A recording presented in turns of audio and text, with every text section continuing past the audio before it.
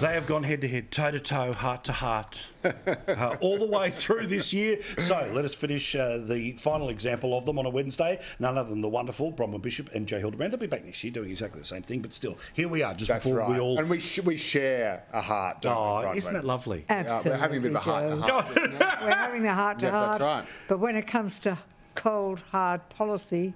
You pull out a... You have to change. Might go slightly. That's right. All right, quickly, because I obviously went through it in chapter and verse. The fiddle that we got with the books today, again, for 363 days, they tell you cost of living front and centre, that's all we care about. And on budget day, and now sort of mini budget day, which frankly, again, only super nerds care about, nothing. Right? Nothing. Instead, they actually introduced new taxes on both of those occasions. And again, the largest source of revenue to the government is the average citizen. That's right. Yet they, again, want a gold star for this achievement. Mm-hmm. One of the reasons that governments shy away from the question of increasing the GST is it's much easier to raise more money from bracket creep.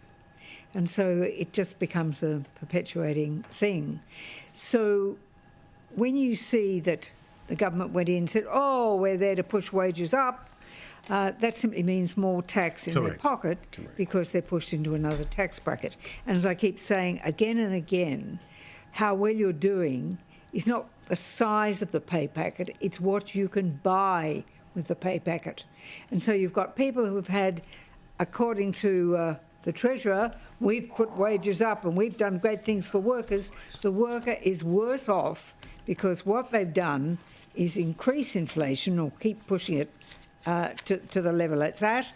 And as a result, they buy less. They can buy less with the money that they take home. Well, also, I mean, as I mentioned here before, right, reality of inflation, right, is that Australia is running 15th out of the countries about headline inflation, right? Yeah. We're at 5.5. The US is at 3.2. And remember, our Reserve Bank says it's got to be between 2 and 3. Also buried inside the numbers today was an expectation about unemployment increasing, where we could end up with another 100,000 people ending up on the unemployment queue. Now, they tried this trick at in the last budget, saying it had to go up to 4.5%. It's still remaining solidly under 3. So whether that comes about or not. But I tell you what, good luck spinning. You're paying more tax than ever before, and if we're right, 100,000 people will lose their job. How good are we? Good luck. Let's just unpick some of this. Firstly, people are not paying more tax than ever before. There are more workers than ever before, and that is why the government is getting more taxation revenue. I have my go. No, and the stage 3 tax cuts are coming in next year, and so they will be paying less tax, and they will be addressing bracket keep. So they're actually going through with all those things that are doing. It does. Stage 3 tax cuts are for. It's the third tranche, and it's for the higher income earners. 80 grand and up. It doesn't affect the 80 grand and up. You don't think 80 grand and up is middle Australia? There are plenty of people. Good luck surviving on 80 grand in this environment. There are plenty of people who are earning 70 grand a year.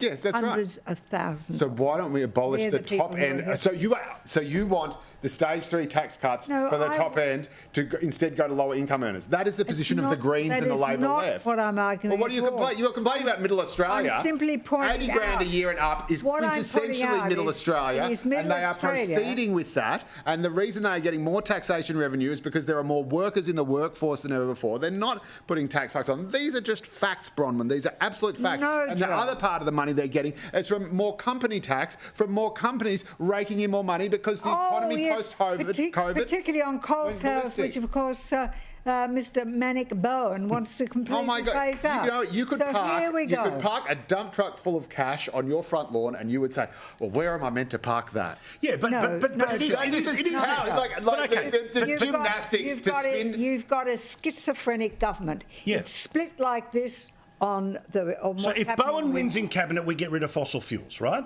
All right. No, Charlie, not at all. Hang on. Sorry. So what did he advocate to? What did he say at COP? What did he agree to that they signed this week to move away from it? To move away, not eradicate it. His position is to eradicate. He said it had to be nil. He wanted it abolished. There are going to be coal exports from here until Kingdom Come. Until the last country on earth stops selling coal, we will still be selling coal. And there will still be gas in Australia. They said no. And so they put out this pardon the expression, pissweak statement at the end. Goodness me, we're working blue tonight. Fish. Well, Bronwyn's working blue. I'm going to tell Angela I finally broke her.